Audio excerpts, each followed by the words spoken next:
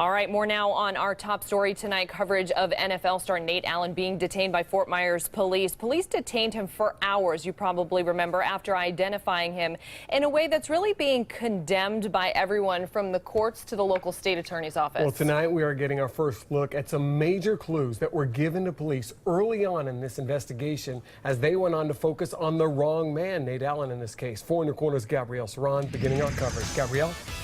Patrick, this all started last Monday when a 16-year-old girl called 911 to say she saw a strange man touching himself sexually in the car next to hers in Fort Myers. Police would eventually handcuff Nate Allen and recommend he be charged in the case, even though the initial description of the suspect sounds nothing like the 27-year-old NFL player.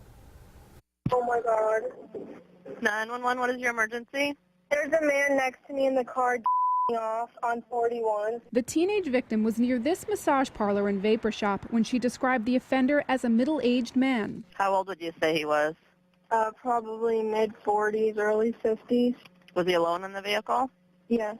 He kept sitting up, so I could see, and he just kept looking at me. Police began focusing on black Ford pickup trucks in the area, which the teen described, but it sounds as if she didn't get a clear look. You didn't happen to see the tag number on that car, did you? I didn't. I tried to stop so I can get it, but he turned in. Okay. Did you see if he was white, black, or Hispanic?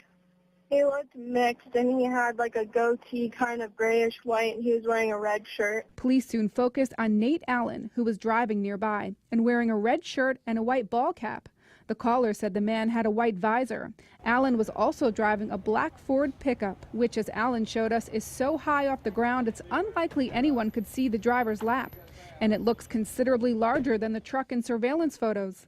Nevertheless, police stopped Allen and brought the teen to face him through a patrol car window. The 16-year-old girl, don't know what she looks like, was in the back of the cop car, and I was being told just to stand there, and I'm in cuffs at this time. When the teen said Allen was the guy, police took him to headquarters where he was questioned as if he did the crime and others. A detective saying, quote, "This is not the first time you've done this, okay? Don't open your mouth." Allen told the detective, quote, "Ma'am, seriously? I'm on my knees. This can't be real." The detective responds, "You think you're sitting here and I'm sitting here for no reason?"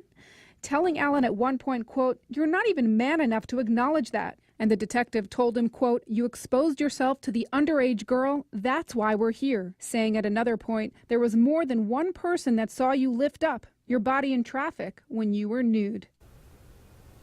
We were able to obtain this information from the state attorney's office, but the police department refused to hand it over, claiming it needs it as the department investigates how officers handled this. That said, police now say they do want your tips to catch the man who actually did this in front of that teenage girl. If you know anything, call 1-800-780-TIPS. Gabrielle Saran, Fox 4.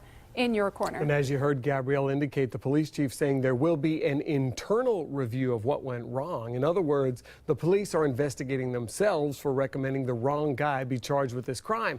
And that's adding insult to injury to Nate Allen and his family. They stood with their lawyer, Sawyer Smith, on the steps of the old courthouse today in downtown Fort Myers, saying there needs to be an independent outside investigation into how Fort Myers police bungled the case. They warned city leaders that leaving the police to investigate themselves will only make everything worse. Do not cause the blackened eye you have given our city to bruise even deeper. We're downstairs. No, we'd like to talk to him in person. Fox 4 investigator Warren Wright spending the day trying to get the police chief and the city manager to respond to these calls for an outside investigation. They refused to comment.